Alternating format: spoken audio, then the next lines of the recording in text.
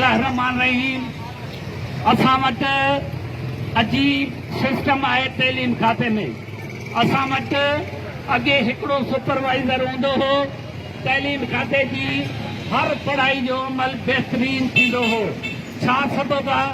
हींअर 10 तव्हां ऑफिसर मुक़ररु करे छॾिया आहिनि, 10 अदारा मुक़ररु करे छॾिया आहिनि। पोइ बि तइलीम जो हाल ही नज़र अचे थो जेको तव्हां बार बार अख़बारनि में ॾियो था त उस्तादनि खे असां शोकास नोटिस ॾिना। हिन समाज जे माण्हुनि खे ख़बर नाहे त उहे उस्ताद पढ़ाईंदड़ आहिनि या उहे उस्ताद एप्स कांड्रा आहिनि या हेबिचुअल आहिनि। असां पंहिंजो केस हिन समाज जे आॾो रखंदे गुज़ारिश था कयूं त अहिड़ो अदारो आहे जंहिंमें हिकिड़ी एजेंटी ते हिकिड़ो चकर कंहिंखे शोकास मिले, उहो उस्ताद उन जो जवाबु ॾिए। उतां जो डायरेक्टर, उतां जो DO या उन्हनि खे एक्ज़ोनेट करे या तंबीह करे लेटर ॾिए या पनिशमेंट करे हुननि जी का इंक्रीमेंट कटे, उहो केस ख़तमु थी वञे।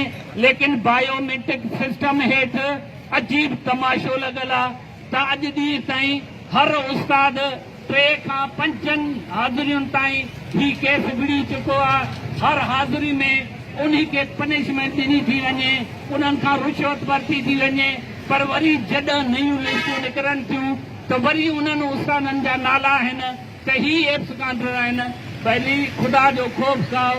कंहिं बि कोर्ट में जेकॾहिं को हिकिड़ो केस हलंदो आहे, उहो केस ख़तमु थी वेंदो आहे त उहो केस जो फाइल बंदि थी वेंदो आहे। लेकिन तव्हांजी बायोमेट्रिक सिस्टम में तव्हांजो कहिड़ो सिस्टम आहे जो को बि फाइल बंदि नथो थिए ऐं उहे बार बार लिस्टूं वरी वरी अचनि थियूं ऐं समाज जे आॾो उस्ताद जे किरदार ते आङुर खणायो था, उस्ताद जी इज़त ते आङुर खणायो था।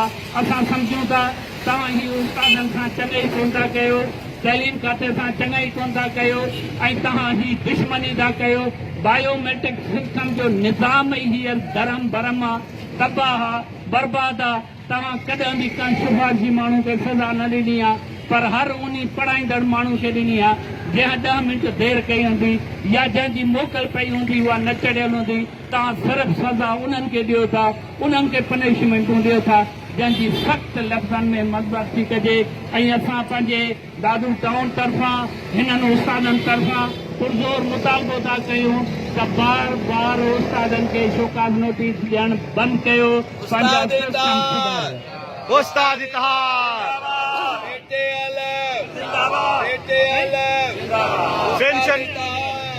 पेंशन जो कारो कानून सिंध जे मुलाज़िमनि लाइ पेंशन जो कारो कानून।